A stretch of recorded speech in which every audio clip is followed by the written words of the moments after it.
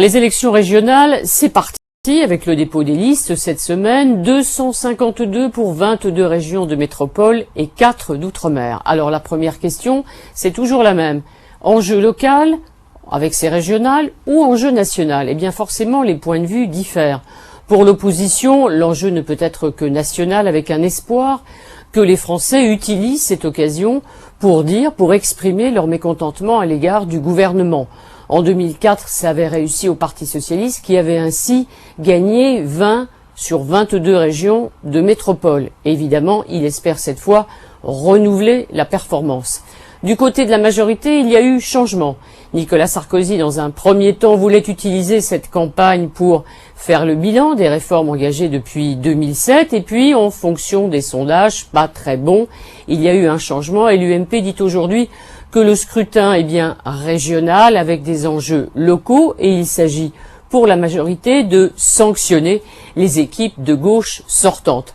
Alors au bout du compte, pour le choix des électeurs et dans le choix des électeurs, il y aura sûrement un mélange des deux. La crise, le climat social pèsera sans doute sur le vote des Français.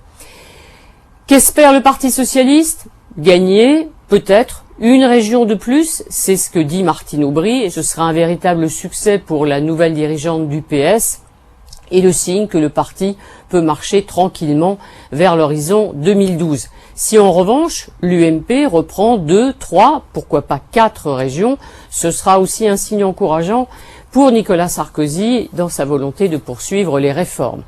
Dans ce scrutin, 2 éléments vont peser très fort. Le niveau de participation, les électeurs auront-ils envie de se déplacer pour dire oui ou non au gouvernement? Et puis aussi le niveau du Front National. Si le Front et ses candidats peuvent se maintenir au second tour, le résultat sera évidemment très différent que si l'on se retrouve dans un affrontement simple droite-gauche pour le second tour de ces élections régionales. Pour terminer, 2 petits points.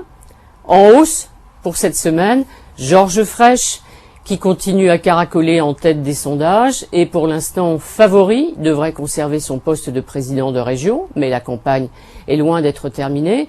Et puis en baisse, Marie-Luce Pinchard, qui a un peu oublié qu'elle était ministre alors qu'elle faisait campagne outre-mer. Et ça, ce n'est pas très bon signe pour elle dans cette campagne. À bientôt.